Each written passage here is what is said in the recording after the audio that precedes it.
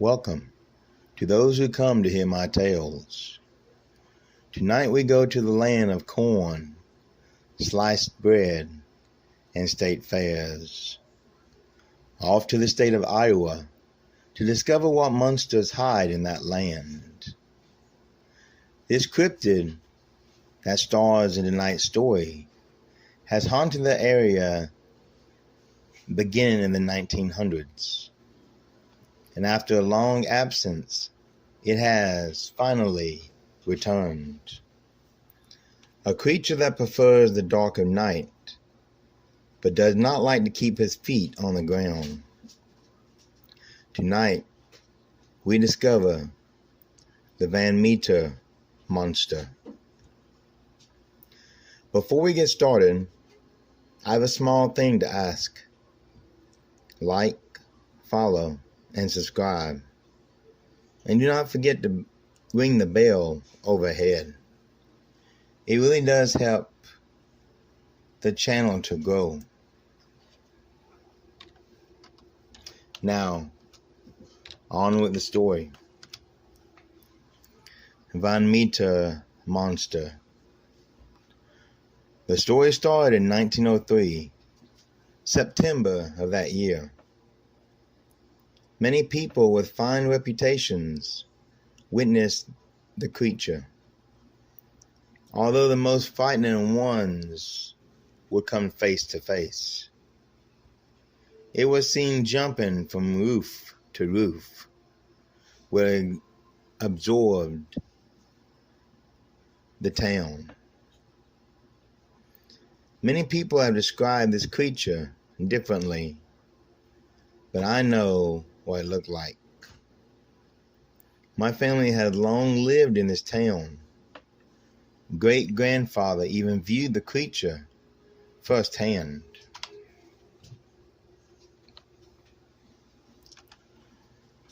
He described it as a mutt. Now, let me explain.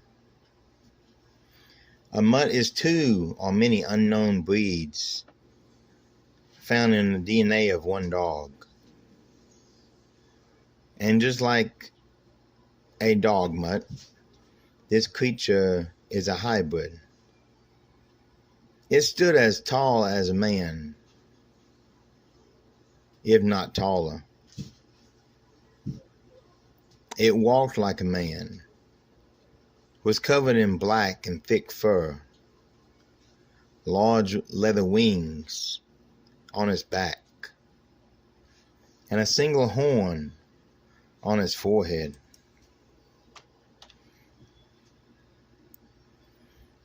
It stood at least 8 feet tall, but great-grandfather was guessing at that. He was a town doctor at the time. This story is what he had told us down through generations.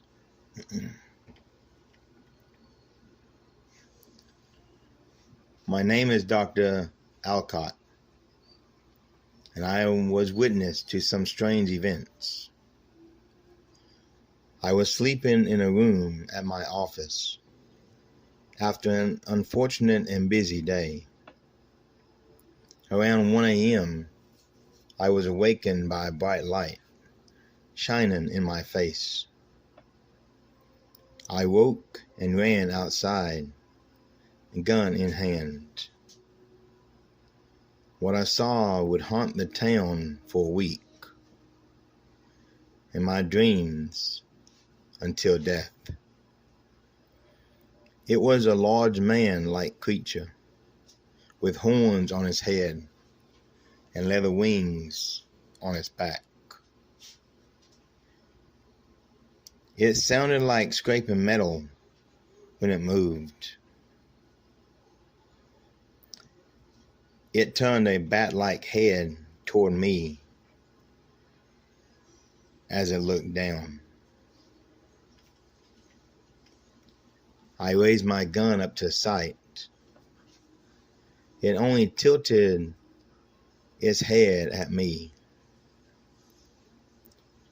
I was no more than 10 feet away when I fired 5 shots into its chest.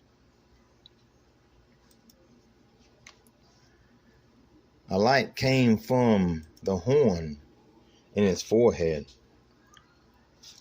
as it looked at me, once again tilting its head, reminding me of my dog when trying to realize what I'm saying to him. My hand began to tremble as I realized this thing was not even hurt. With my eyes on it, I backed up slowly into my office, going inside and locked the door. There I waited in the dark, alone, not knowing what this creature would do and not wanting to make it any more upset with me. The beast left, and I still sat in the dark, shaking like a scared little boy.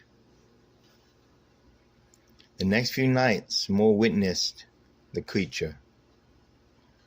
They also shot rounds into it, but it was still not wounded. Outside of town, we had an abandoned mine. That's where witnesses swore the creature flew into. So the following night, me and many other men that had seen the creature hid in the tree line near the mine. We had enough ammo to sink a fleet. What came out managed to surprise us yet again. Beside the first creature was another one, identical but a lot smaller. There was a strong and pungent odor around the mine's entrance. Even at this distance, we smelled it. They walked out of there like a man and a boy on 2 legs. The larger even rested his arm on the smaller one. Their wings flapped as they disappeared into the dark sky overhead. We waited, knowing we had to try to kill this thing before it decided to kill one of us. So in the dark we sat. Hours went by. When the 2 finally returned at the break of dawn. As they landed and walked toward the cave, we waited. Then we ran from the tree line and fired every round we had. It sounded like we were shooting a tin barn. Every round struck metal. They simply stood there as their odor became stronger and unbearable.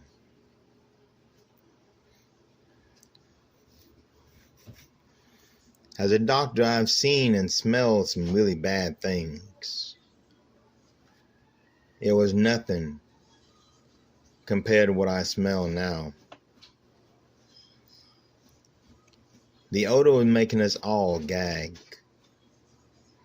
So much that we laid our weapons down to try to cover our mouth and noses. 2 immense lights came from the creatures, no doubt their horns, as that had been told me by several people. It blinded us as we had to shield our faces. When we opened our eyes, they were gone.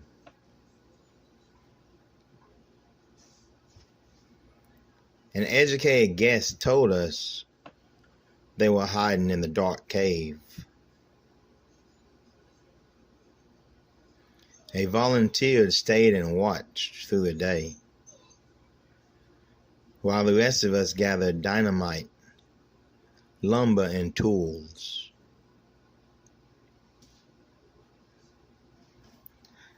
We stuffed the entrance with explosives,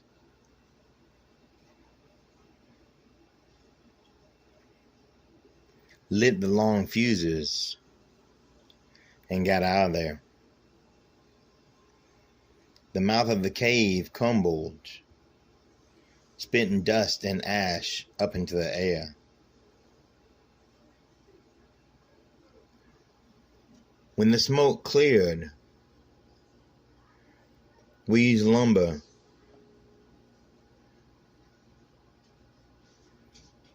to build a barricade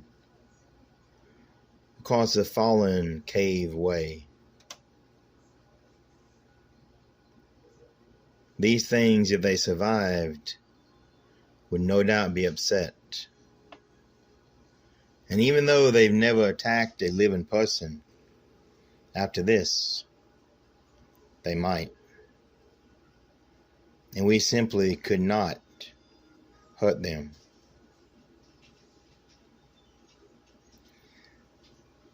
A three-toed footprint was found and preserved, although I cannot tell you where it ended up. For a century, these creatures have been absent.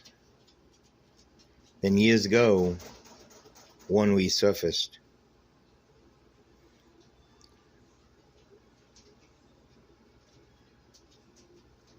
Sightings are rare, but still a hot topic. Although unlike my great-grandfather, I have never seen one. I do not think I want to.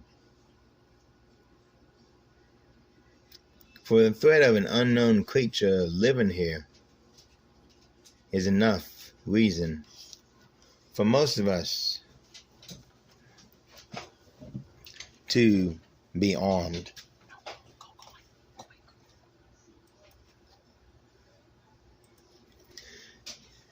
If you enjoyed that, please come back next week as we continue our journey throughout the states into a little place called Kansas. Come as we explore the state and decide what creature we will highlight there.